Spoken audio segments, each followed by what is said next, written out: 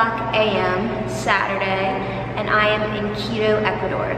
I've been here for a little bit over 2 weeks. My team is currently working on a farm, and all like the produce and like the money that is made off of this farm go directly to a place called Camp Hope, which is a place for kids with disabilities.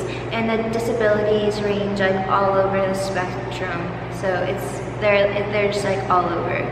And we did have like a orientation day where before we came to the farm, we actually got to go to Camp Hope. So it's kind of cool like seeing where all of our work goes to. And one of the little girls, well, she 15, she turned 15. So they were having like a quinceanera party, and like they were all like, the helpers were like, they were in their wheelchairs, but the helpers were, you know, like making them dance, and it was just a party. It was beautiful.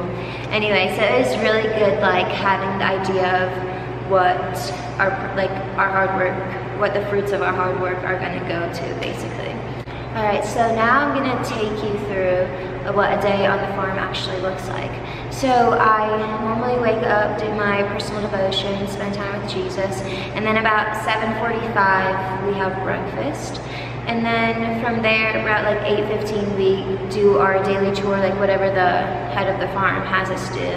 And we do that until lunch. And then after lunch, we take a little break, and then we do another chore or like continue on our last task that the farm leader has us do. And then we stop for dinner, and we have team time. We just like kind of chill, and then I normally hit the sack about 8 o'clock-ish. So that's kind of what a day on the farm overall looks like.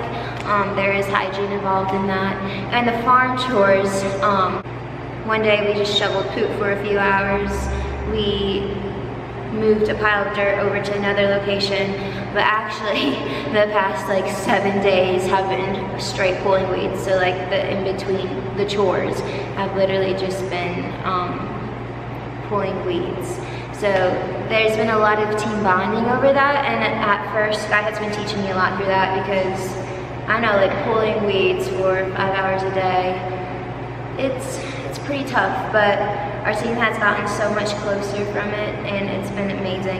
And I've been leaning on this one verse in Galatians 6:9. It says, "And let us not grow weary while doing good, for in due season we shall reap if we do not lose heart."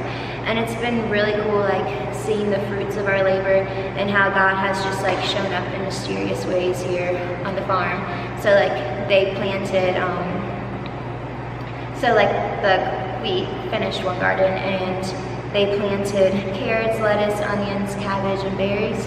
So it's really cool, like seeing like actual fruit like arise from the ground. Also like cool seeing other things happen.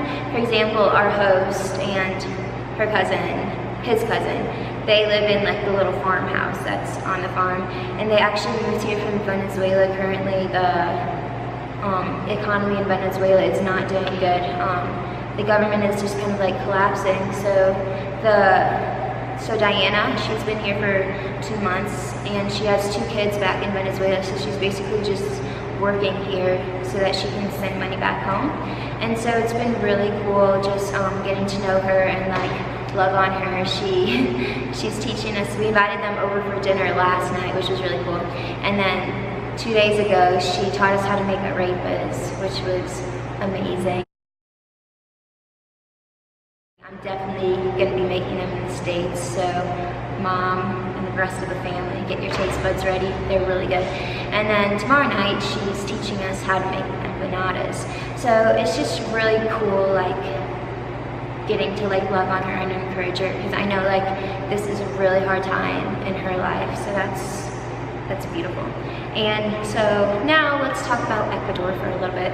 Ecuador is an amazing country. Like the people here are just, wow, they're just so genuine, and like they're just amazing. And the scenery is impeccable. It's incredible. There's like mountains everywhere. Just like everywhere you look, there's mountains. And I am not complaining one bit. It's beautiful. And so we have one rest day each week, and then we have one adventure day. And so the adventure days have been crazy. I went to the equator, which was really cool, like the middle of the earth. It was amazing. And then we went hiking on this one, like up this one mountain called Mount Machicha, I don't know, something like that. And the view was the most amazing thing I have ever seen in my life. Like, I don't know, words can't describe. It was kind of like a valley, you know, just like a meadow, and then there were just like mountains. It was beautiful, yeah. And then also we went to like this little touristy town called Baños on another, that was last week. The hiking thing was the week before. Baños, and like explored, and I went canyoning down a waterfall. That was beautiful because I was literally like in the Amazon like rainforest kind of, and then there were just like waterfalls, and then we like canyoned down them. It was so scary at first, but at the end it was incredible. So yeah, Ecuador has been amazing. Sorry, I feel like I've been kind of disconnected from you all, but this is kind of my way of telling you what's going on. And then I do have some prayer requests.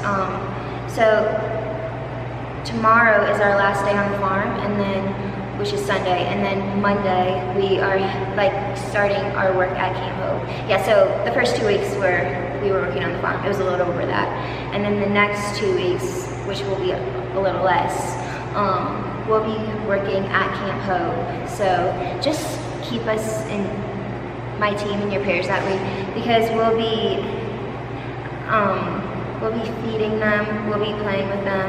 We'll have to like stretch them out for like therapy and stuff. And we're just gonna like love on the place, love on the children there. So just pray for patience within my team, and like just all of God's love, because we'll need it. Most of us have never really worked with special needs, especially to that extreme of what we're gonna see. So just like, I don't know, just fill us with like God's confidence and love.